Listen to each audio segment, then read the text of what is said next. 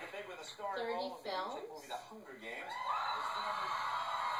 Well, they got a new film. This new film is called Detention. It opens in select cities this Friday. Please welcome Josh Hutcherson. Josh. Listen. Of course. It looks so good. Good to see you, my friend. Good to see you. Good to see you. And you have a cute mom. I just heard that. She was very happy. Oh, yeah. Very cute. Well, congratulations. #1 for 2 weeks now. Come here, because I know you've been in show business for a long time and you've done a number of films and whatnot, but were you prepared for this level of just how crazy big this movie's got? Not at all. No, I mean, I was a huge fan of the book, so for me just to get to be a part of making the movie out of it was all I could ever ask for, and then now that it's had such great response, it's just, it's beyond my wildest dreams, so it's absolutely incredible. I mean, while you were doing it though, because you've done other movies, did it feel like, just working a movie, did it feel like this one had that, get that energy thing going? Yeah, it kind of felt like it had that before we started shooting, but once we got on set with everybody that had made, a million movies, and Gary Ross, our veteran director, it just felt like we're making another movie, and then afterwards, when all the madness really kicked in. Now, I know you're from a small town near Cincinnati. You had a big weekend. Tell us. I did. Yeah, I was just back in northern Kentucky to throw out the first pitch of the Cincinnati Reds game this past weekend. It was extremely exciting. I'm a huge Reds fan. I've been a Reds fan all my life. I played baseball for 7 years growing up. Okay. And I was so nervous about throwing out this first pitch. Like I practiced for like weeks. I went to the park like every day. I was throwing like 100 pitches, like getting it down pat. And then the night I flew in, actually, I got to go to the stadium and practice on the actual mound. And I was like throwing 75-mile-an-hour fastballs, like right down the middle. Wow. I was like, I'm gonna be on ESPN's top 10 for being like the best actor ever thrown the first pitch. I was so excited. And then the nerves kicked in. And when I got there, it was a sold-out stadium. The first time since 1966, the Reds have sold out their first 2 opening games. So 43,000 people.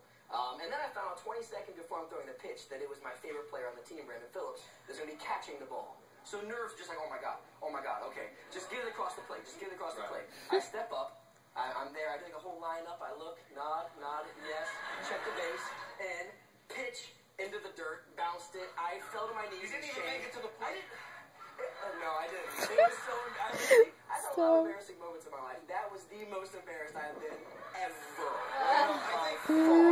I think it's important to share that embarrassment with the audience. We have the tape. Oh God. Oh my God. The quality is not good. Let's see. No. He did it again.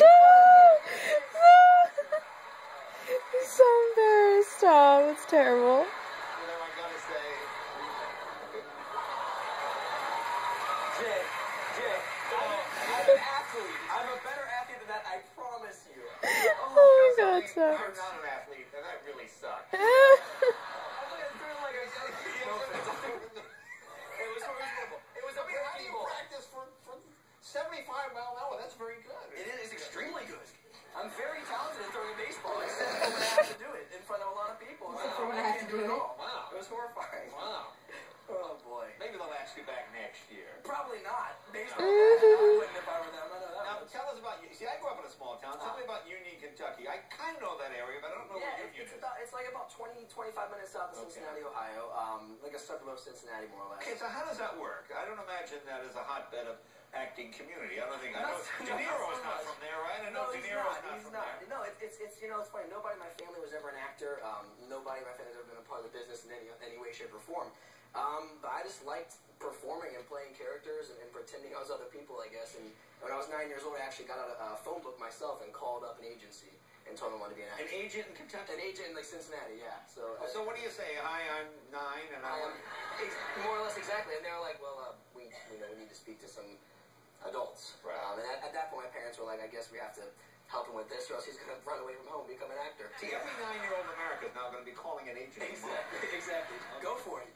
So tell me about. See, I grew up in a kind of woodsy area, so having an old car to drive around, cars, bikes, motorcycles. Yes. Bikes too, motorcycles. Motorcycles, yeah, dirt bikes, 4-wheelers, all that stuff. No, I loved it. When I was a little kid, I used to spend like just hours just going off. My mom would always come outside and yell for me. It was like the classic, like, Josh, dinner's ready, kind of thing. And I was like, calling mom, like, the classic. Yes, the classic old traditional upbringing. Yeah. Okay, so you got any motorcycles now, or you can't? I do. Yes, I have a Harley, a Thank you, really. It's not like throwing a baseball. It's a little different. It's a little different, yeah. It's not quite as embarrassing, that's for sure. No, very good. Yeah, no, I love riding bikes. It's so free, you know. It's just like, it's just you and the open road, you know. It's the best.